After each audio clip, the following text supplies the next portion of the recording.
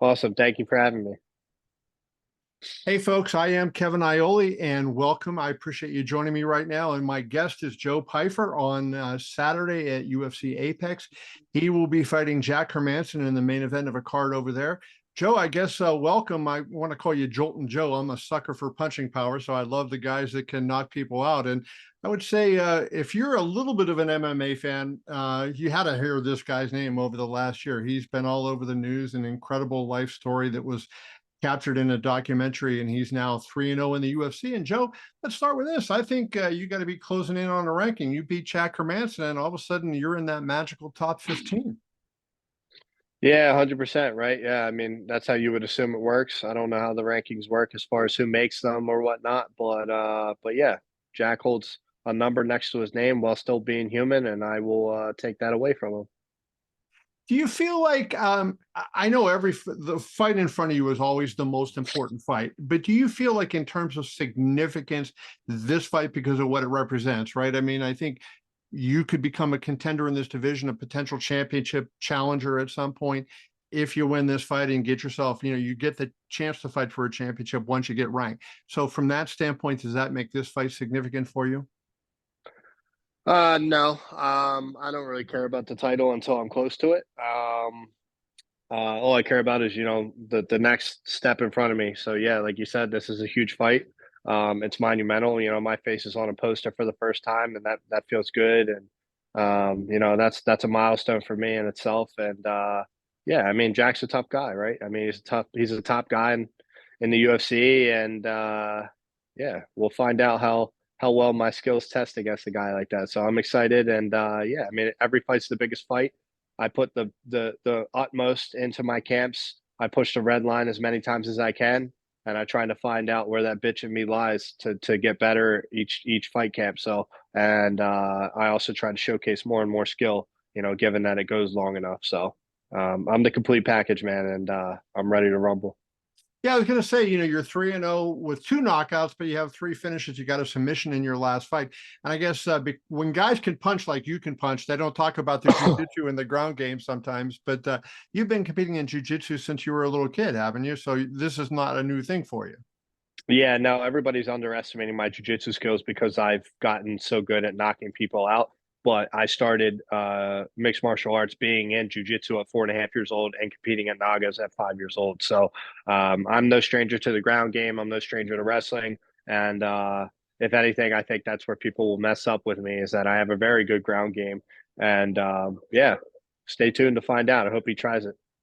What do you make of his grappling? I mean, he's obviously had some good moments in the UFC with his grappling. Do you think he's at a high level? Yeah, I mean, I think in the first round, he's a very strong, I don't even want to say explosive. He's just a very strong. He looks small for a middleweight, but he's lean and yeah, I don't know. I don't. He's got skinny legs, skinny arms, long arms, and he likes upper body like clinches. He likes underhooks, like over unders, and but yeah, I don't know. I don't know how I really like him. Um, yeah, he's tough. But his takedown accuracy, his ground game's it's okay. I think he loses a lot of positions. And he's got like a 29% takedown accuracy. It's kind of garbage. So, yeah. How has your confidence changed since you've gotten to the UFC? Because I know your road to the UFC has been chronicled, and it's an amazing story. Two fights on the Contender series to get into the UFC. But how has it changed when you're in the major leagues and you're fighting the best guys in the world and you're still getting those same kind of results? What does that do to your confidence? Of course, it boosts my confidence, right? My whole thing in the sport, bro, is to, find out how far I can go. I want to know what my limit is, and I want to know what kind of man I am. And, Jack may stifle that, right? He might show me, but I have tons of confidence, and I don't have tons of confidence because of my performances. Abdullah Hassan, there was a clear cut road to beat him with Right. a lot of danger. Um, and I beat him, I think, everywhere pretty handily. Right. Gerald Mearshart, the guy with the most submission wins, who everybody is forgetting, didn't even touch my legs, was scared to touch my legs. And then I grappled him and absolutely beat the shit out of him in jiu-jitsu. So with a torn labrum and a surgery 7 days later. So it's just crazy to me that I think the narrative is that I'm a knockout artist, but listen, I've only become a knockout artist because I've always believed, even before I knocked anybody out, that I had that kind of power. So yeah, I mean, each win, it increases your confidence. It reminds you that you're supposed to be here among the best, with the best, and beating the best. So Abdul was a tough test. Gerald was a tough test. Step up, step up, step up, like everybody's saying. And yeah, I mean, now it's another step up. So it just kind of becomes the same song, just different body. So I always have to ask about power. So, according to Joe Rogan, you hit the Power Kube and you broke a record set by Francis Ngannou. Can you tell that story and just a little bit about, because you didn't have to do it just one time, right? You had to do it multiple times in order to get the score. No, I had to, the first time I hit it, I broke the score. I hit 181,000 units. The one that is on the video, I hit 171,000. Or 170,000, something like that. So I broke it multiple times, 4 or 5 times that I hit it, and I wasn't supposed to because I was rehabbing a shoulder.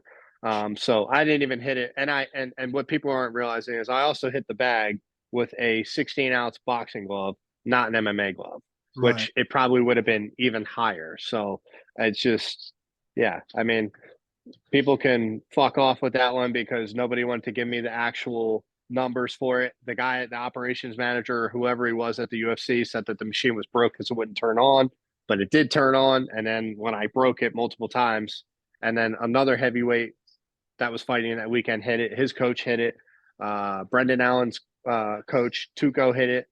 None of them even came close to that score. So it definitely was real, man. And yeah, whatever, they can they can keep that.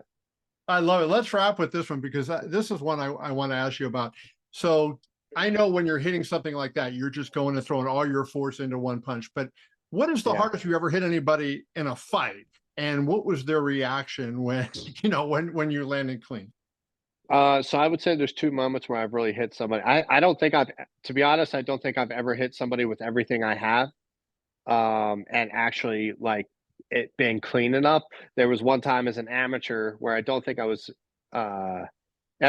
as hard as I could throw it. I think it was just a very well timed. I went jab, jab, right hand, left uppercut. And I clipped a dude, split his whole lip in half, put him out, and he was out on the floor for at least 4 to 5 minutes. Not unconscious for 4 to 5 minutes, but had no idea where he was. They had to help him stand, and so that was bad. And then one time I took somebody down, I mounted them, and I kept hitting them until they were out. And I remember it's something you feel. I felt it jolt through my whole body. So I felt that on the left uppercut, and I felt it when I mounted a guy and TKO'd him. But well, not TKO'd him, I KO'd him. But yeah, I don't think I've had that perfect punch yet, brother. So maybe we'll see that on Saturday over at Apex when you fight Jack Hermansson. Yeah, it's possible, man. Anything's possible. So yeah, I mean, I hope that one day I can really show how powerful I am. So I love it. I can't wait to see it. That is Joe Pyfer. You can see him on Saturday against Jack Hermansson over at UFC Apex. Joe, appreciate your brother. Thank you for your time. Good luck on Saturday. thank you. I appreciate it, Kevin.